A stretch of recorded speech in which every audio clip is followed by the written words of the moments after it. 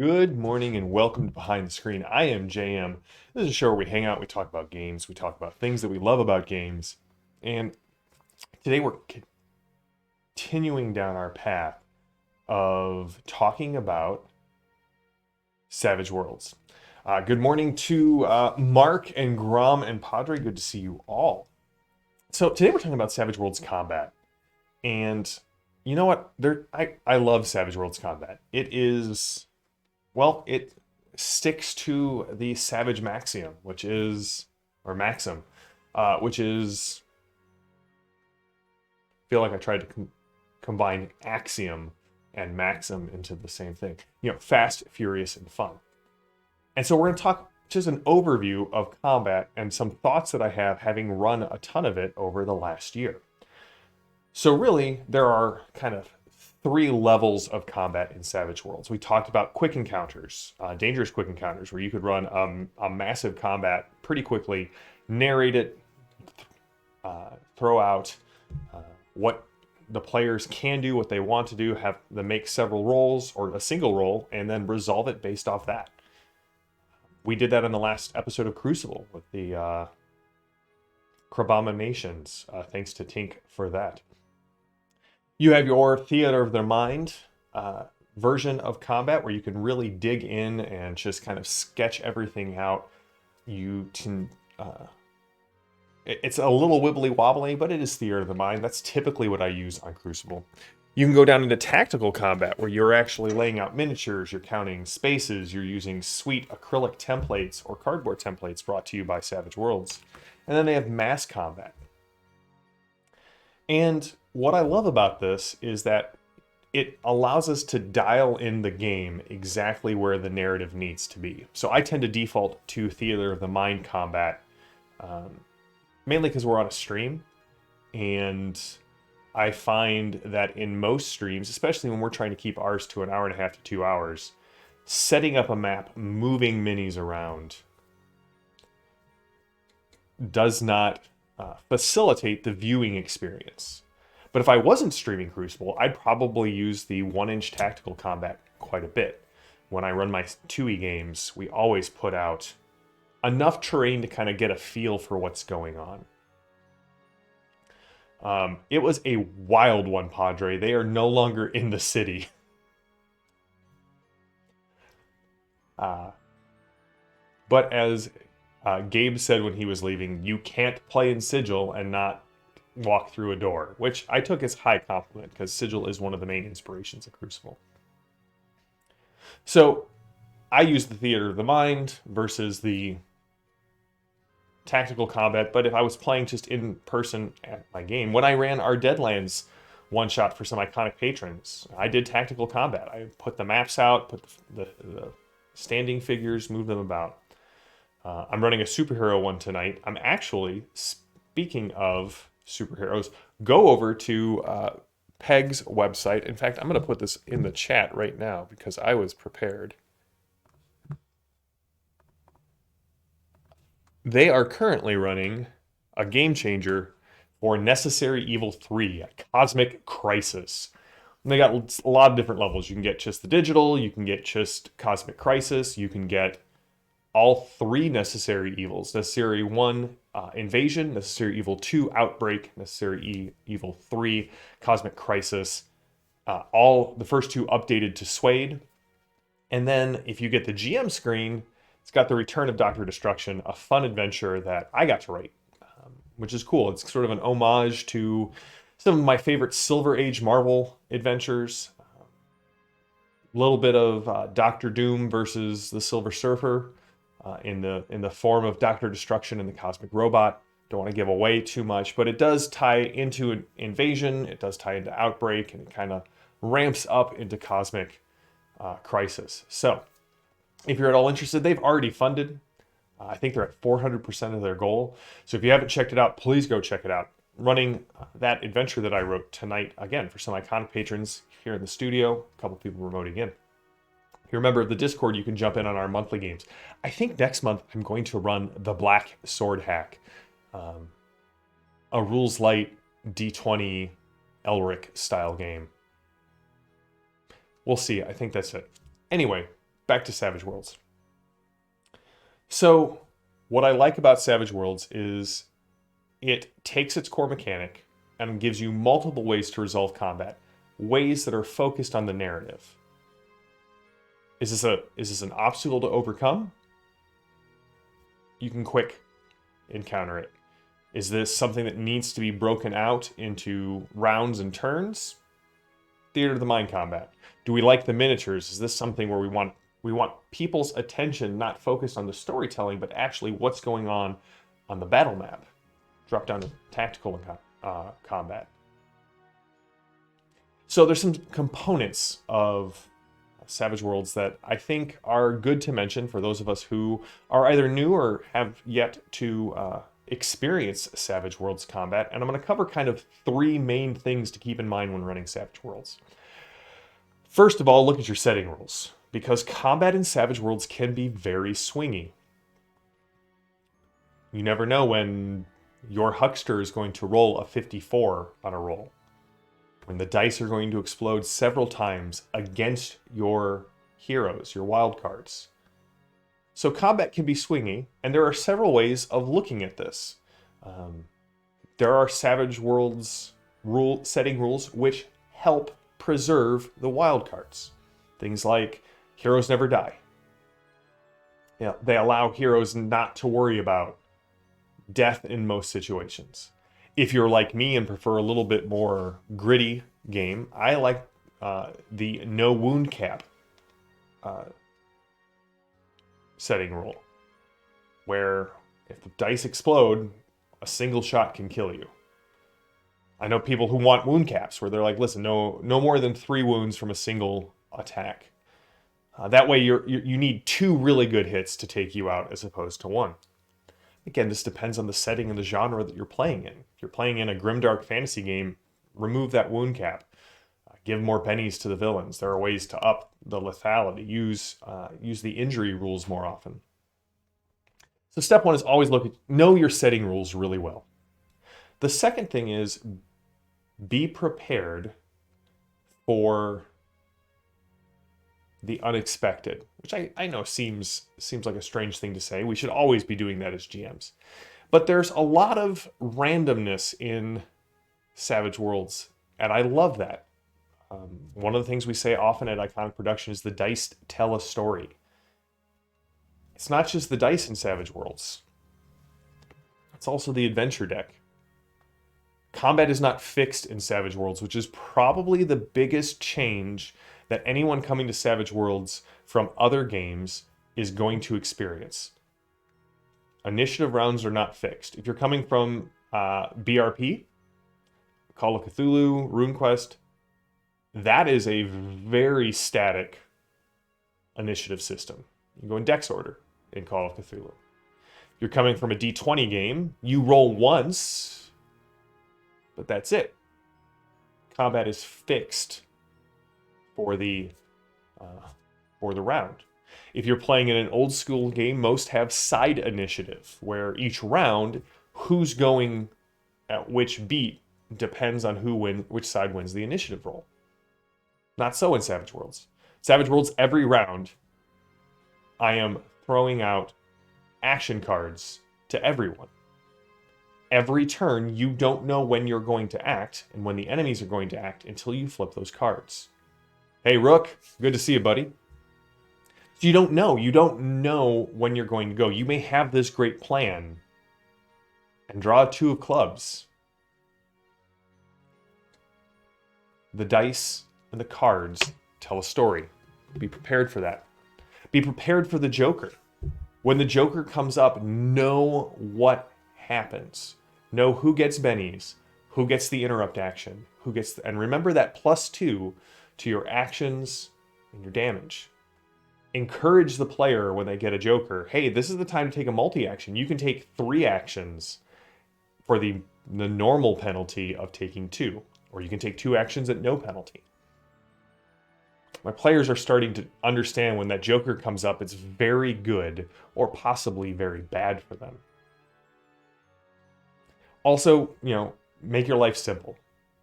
The rules state this. I highly recommend it. I've seen people try and change this. I think it slows the game down and pulls away from that fast, furious, and fun. Group your NPCs to one action card. If you try and break it up a little more, while it may add more verisimilitude in your mind, it's not the point of Savage Worlds. Everything comes back to those three maxims: fast, furious, and fun. So I think in some ways we've covered fast, the action deck, keep it moving. Furious, the game is random and it can be very swingy, which I think adds into that. It adds into the fun as well. Not knowing that anticipation, I think, adds to the heightened sense of fun that we have when we play Savage Worlds. Now, the last thing is something I did not realize, I'll fully admit, when I started playing Savage Worlds. And it's one of the things that I squint at when I look at Savage Pathfinder. I need to get Savage Pathfinder to the table to really understand it a bit better. And this plays in really into the fast and furious part of Savage Worlds. If an enemy is not a wild card, it is essentially a mook. What do I mean by that? If an enemy isn't a wild card, they don't get to spend bennies to soak, and most of them don't have more than one wound. Edges, special abilities, and size aside. So what does that mean? One good hit takes them down. One good hit takes them down. So what does this mean? I tend to like throwing more enemies at the heroes than initially it looks like they can handle. Because if there's no wild card on the table, a good multi-action can take out 2 of the mooks. You want that feeling in Savage Worlds of it starting tough, but very quickly switching over to the players. That doesn't mean a mook can't have a high toughness and armor and be difficult to hit. It doesn't mean that a mook can't wound a wild card. It just means in general, if there's not a wild card on the table, those guys are going to fall quickly. Which means there's really 3 ways to build combats. So ask yourself these questions. Is the combat designed, is there a purpose to actually playing out the combat? Is it going to be fun and fast to play out a fight between 10 goblins and the group? The answer is no. Describe the scene and just throw out the dangerous quick encounter rule. It's my rule of thumb. Just move it to a quick encounter. Is there a purpose? If the answer is yes, that there is a purpose to this combat, then let it roll. Like, keep in mind that in general, no wild card means the combat will be fun for the heroes. It will show off the wild card's strengths, but should not tax their resources in a great or meaningful way. Your other option is to add a wild card or 2 or 3 to the fight. Adding wild cards are essentially adding pillars in the middle of the chaos that will anchor the enemy side. And I think that Savage Worlds does a great job of giving us a variety of wild cards in all of their books to use. Minions, wild cards. I realize I'm calling them minions. That's not the actual Savage Worlds term, but they're just not wild cards. So when you look at these encounters, remember, if you're coming from another system, Savage Worlds doesn't run on the same economy that the D20 games run, right? It's initially why I squinted very hard at Pathfinder for Savage Worlds. I don't need 30 rooms in the dungeon so that I have enough XP to defeat the monster in room 31. But they did a great job of using these sort of very fluid interpretations of combat in Savage Worlds to get the feel of Rise of the Rune Lords across without doing a one-for-one recreation, which I don't think would have been the point of an adaptation of Pathfinder to Savage Worlds. Saruk says, we're talking about this, and I'm about to shift my 5e game to Swayed Pathfinder. Man,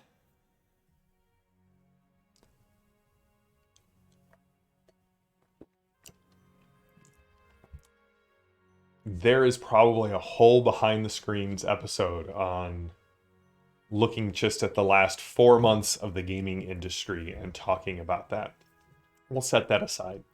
If you make it, Rook, let me know. Let me know how I can help. I would love to help work on your campaign and switch it over. Padre is a fan as well.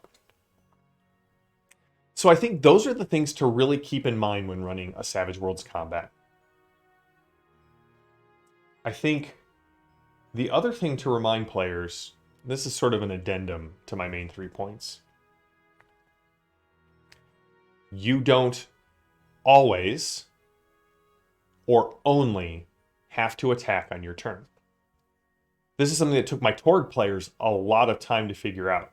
That interaction attacks are incredibly powerful in the game. And multi-actions are incredibly powerful in the game. You can entangle, you can make people distracted, you can make people vulnerable.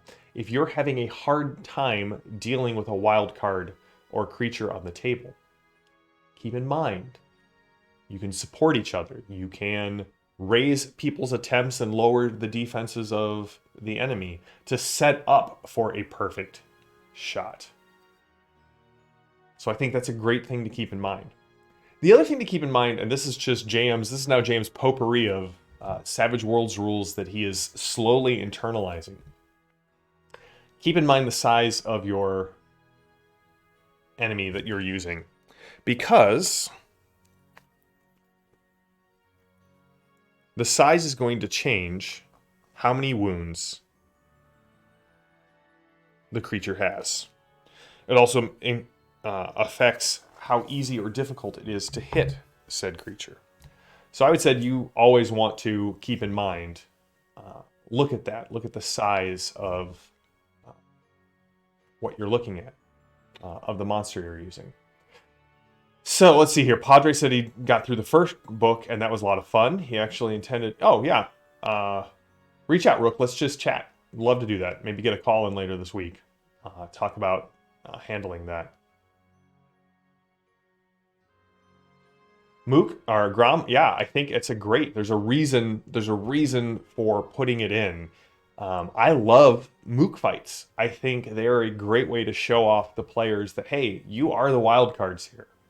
Get out there, enjoy it, use it.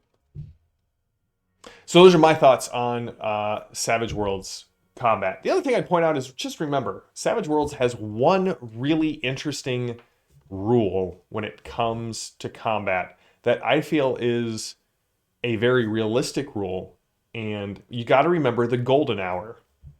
So what is the golden hour? After you take a wound, you can only get treatment on it for 1 hour afterwards. If that hour passes, you have to heal it naturally. And that includes most healing magic unless you are high enough rank.